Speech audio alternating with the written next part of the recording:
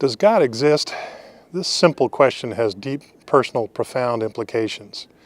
When it comes to thinking about God, I think most people are whistling past the graveyard. Industrialist Henry Ford said that 2% of people think, 3% of people think they think, and 95% of people would rather die than think. When it comes to thinking about God, I think that's probably true.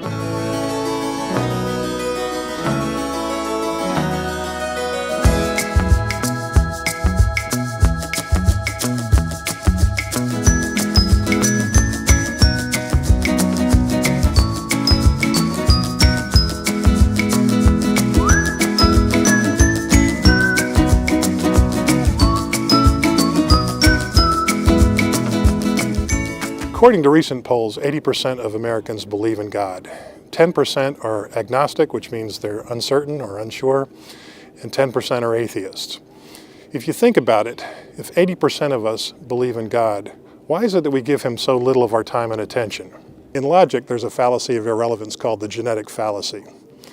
This argument seeks to discredit a position or a belief based on how it was derived. For example, someone might say, my Christian beliefs are the result of being raised in a Christian home or hanging out with Christian friends. If I were born in India, I'd be a Hindu. If I were born in Saudi Arabia, I would be a Muslim. But if Christianity is objectively true, my friends and my upbringing have nothing to do with its validity, nor does it have anything to do with the existence of God. But it shocks me how many Christians, when pressed for the reason for their belief, will fall back on some feeling of well-being or something that happened to them or some down-and-out story. These are all valid reasons for arriving at faith in God, but how do they work when you try to share that reason with people who don't have those same experiences or feelings? And let's keep it real. Some people believe in God for pragmatic reasons. They can't stand the idea that they're going to perish one day and that there's nothing beyond the grave, or they have been told or bought into the prosperity gospel. They believe that belief in God will somehow make them healthy, wealthy, and happy. You get the point. God exists, but his existence doesn't depend on what happened to you or me or anybody else for that matter. You can't prove God, but you can make logical arguments for his existence. So if you're fortunate enough to find yourself in a meaningful conversation with somebody about the existence of God, you might do well to use some logical, time-tested arguments. For example, 13.8 billion years ago, our universe sprang into existence from nothing. Literally, all matter, space, time, and energy was created, a cataclysmic explosion that no one really understands.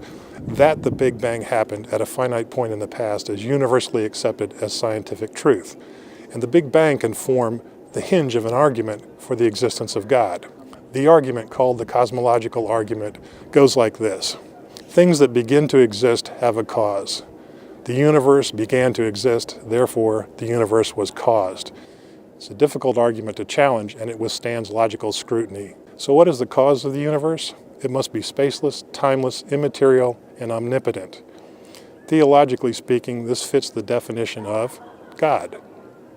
Gifted theologians and philosophers have developed many arguments for the existence of God, such as, God is the best explanation for the origin of the universe. God is the best explanation for the incredible fine-tuning in the universe.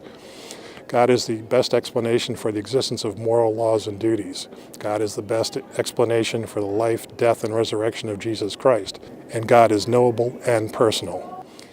If you'd like to discover more of these arguments to use in conversations with people about your faith or the existence of God, I'll put links down below. Not everyone will agree with you, but if you can lay out some coherent, logical arguments for the existence of God, you might do some real good. You can't make people believe in God. You're not the Holy Spirit, and that's not your job. But you might be able to make them stop whistling past the graveyard.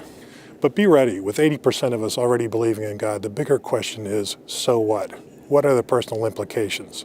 But don't worry, we're here to help you think it through. From Bruton Parish, Cairo.